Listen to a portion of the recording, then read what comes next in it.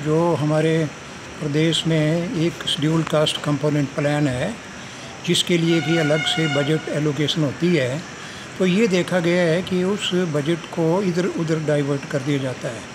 तो सारे हिमाचल प्रदेश में हमने एक मूवमेंट चलाई है कि भाई इसके लिए तेलंगाना की तर्ज पर कानून बनना चाहिए, क्योंकि अगर कानून बनता है तो फिर हेरा फेरी नहीं हो सकती है और हम कोर्ट ऑफ लॉ में जा सकते हैं उसकी अवहेलना करने के लिए। अगर कोई अवहेलना करता है तो हम कोर्ट ऑफ लॉ में जा सकते हैं। तो आज ये जिला बिलासपुर से डिफरेंट संस्थाओं के प्रतिनिधि, कुछ राजनीतिक दलों के भी प्रतिनिधि, क्योंकि कानून जो है वो तो विधानसभा में ही पास होगा, तो वहाँ सबका सहयोग हमको लेना पड़ेगा। हमारा ये कार्यक्रम गैर राजनीतिक है, किसी राजनीति के साथ नहीं है, लेकिन सभी इस मामले में हमारी सहायता कर सकते हैं। ये जो आज की बैठक है बिलासपुर में, ये पूरा प्रोसेस हिमाचल में 2013-14 से चल रहा है कि नेशनल लेवल पे भी कोलेशन बना था, national coalition on legislation of schedule caste schedule tribe सब प्लान। उसी के तहत हमने हिमाचल में भी शुरुआत करी है और एक मुद्दा आधारित गठबंधन है और हम ये मांग कर रहे हैं कि तेलंगाना राज्य की तर्ज पे हिमाचल में भी अनुसूचित जाति जनजाति उपयोजना का कानून बनाया जाए। इसका जो नुकसान हो रहा है समाज को जब से ये कानून बना है 1990 के बाद, जो 2011 से पॉपुलेशन के प्रोपोर्शन में इसकी एलोकेशन हो रही थी, परंतु वो डाइवर्ट हो रहा है पूरा पैसा और वो पैसा समाज पे नहीं खर्च हो रहा है। हम चाह रहे हैं कि जैसा तेलंगाना में एजुकेशन पे खर्च हो रहा है, हमारे बच्चों का हायर एजुकेशन के लिए पोस्ट मैट्रिक स्कॉलरशिप है, अब्रॉड के लिए एनओएस की तर्ज पे वहाँ स्कॉलरशिप मिलती है। एक दलित बंधु योजना है जिसमें 10 लाख रुपया जो सरकारी कर्मचारी नहीं हैं, अपना रोज़गार चलाना चाहते हैं, उनके लिए 10 लाख रुपये की योजना है अपना स्वरोजगार चलाने के लिए। स्टार्टअप की स्कीम्स हैं और इसके साथ साथ वहाँ एक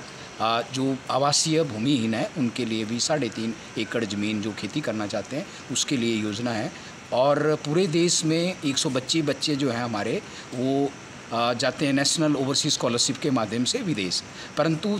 अकेले तेलंगाना से 115 से 130 बच्चे हर साल जो है विदेश में पढ़ाई करने के लिए जाते हैं। तो हमारे प्रदेश में तो स्कॉलरशिप का इतना बड़ा घोटाला हुआ, फेक जो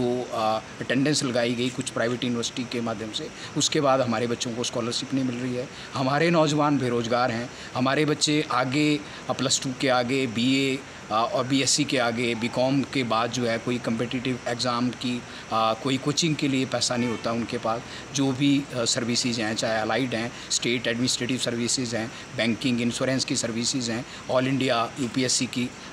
एग्ज़ाम के लिए कोचिंग नहीं ले पाते हैं। तो ये सबसे बड़ा इशू है कि एक तो एजुकेशन में हमारा जो गैप है समाज का, क्योंकि जो इस सब प्लान का भी मुख्य उद्देश्य यही है कि समाज में जो गैप है वो उसको फिलअप, उसको ब्रिज करने का है। तो वो एक मुद्दा अभी भी अधूरा है और जो जितना भी पैसा है उसको पूरा डाइवर्ट किया जा रहा है और स्कीमों पे खर्च किया जा रहा है। अभी तो ये मालूम पड़ा, हमने पिछले 5 साल का अध्ययन किया कि हमारा पैसा जितने भी बायलैटरल प्रोजेक्ट्स आए, वर्ल्ड बैंक के प्रोजेक्ट आए, जापान का प्रोजेक्ट आया, जर्मन के प्रोजेक्ट आए, उसमें जो स्टेट का शेयर है वो भी हमारे जो शेड्यूल कास्ट शेड्यूल ट्राइब सब प्लान का पैसा था उससे वो शेयर दिया, स्टेट का शेयर जो 20% या 15 या 10% शेयर होता है। तो ये बड़े दुख की बात है कि आज तक जो है हमारा हिस्सा जो है वो दूसरे कामों पे खर्च किया गया। हम ये चाह रहे हैं कि हिमाचल में भी तेलंगाना राज्य की तर्ज पे कानून बनना चाहिए, क्योंकि कानून बनने से फिर वो पैसा डाइवर्ट नहीं हो सकता है।